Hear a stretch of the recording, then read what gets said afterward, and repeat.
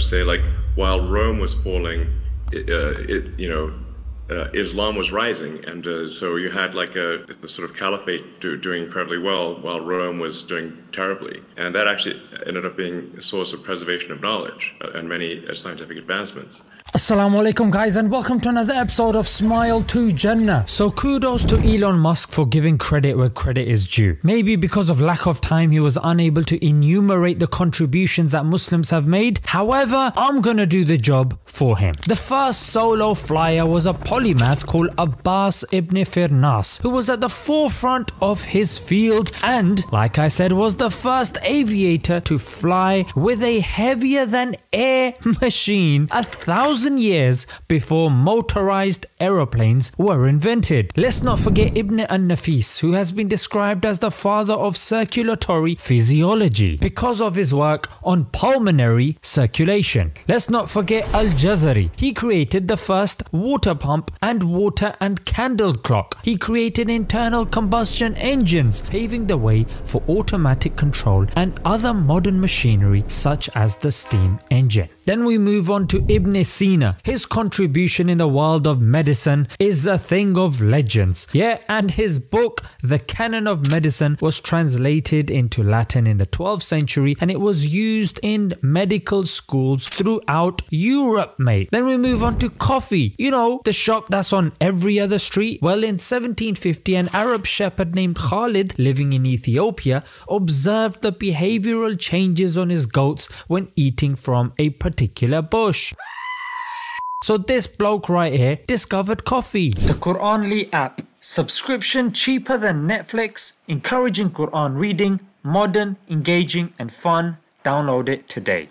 Located in Fez, Morocco, the University of Al-Qarawiyyin was founded in 859 by Fatima al-Fihri, who spent the inheritance from her father to create the university. It is considered as the first university by the Guinness Book of World Records. Then we move on to Az-Zahrawi. If you look at his book At-Tasrif, in the 10th century, there is a description and magnificent illustration of about 200 surgical instruments, many of which that were devised by him. I haven't even mentioned the numerous contributions of Jabir ibn Hayyan with regards to chemistry. So many processes from crystallization, distillation, sublimation, and the list goes on. Did I mention that the scientific method was created by somebody called Ibn al-Haytham? That's not even mentioning his contribution when it comes to cameras. Yes, the camera obscura. Were it not for that, Apple today wouldn't have much of a sale pitch for their phones. And it's in every aspect that the Muslims were thriving. Let's look at the first Turkish bath in Victorian London that was built near Marble Arch. David Urquhart, a diplomat who had travelled around Turkey and Islamic Spain, brought the baths over to London in an attempt to eradicate disease and promote good health. Guys, I can go on. I mean, Al-Ghazali had substantial influence on Latin Europe. There have been historical links and influence found on St. Thomas Aquinas's works. Even Nicholas Copernicus, who's known as the father of modern day astronomy as it were, in his book De Revolutionibus, which was the initiator of the scientific revolution here in the West, in that book he has cited 5 Islamic scholars: Ibn Rushd, Al-Batani, Al-Bitruji, Al-Zarqalu and Thabit ibn Qurra. There are some that have influenced his works, but he has craftily missed those out, like At-Tusi amongst others. And even one of the founding fathers of America, Thomas Jefferson, had a copy of the Quran, 1765, that was 11 years before he wrote the Declaration of Independence. And that is the Quran that is used to swear in the Muslim congressman that we have today in the US. Guys, this is literally a dip in the ocean. If you want to know more, read a book called 1001 Inventions in Muslim Civilization. That should give you a deeper dive into this. And of course, be proud of your heritage, be proud of your faith, for if the colonizers are to destroy us, the first thing they will destroy is our history. So keep our history alive. Until next time, Assalamu alaikum.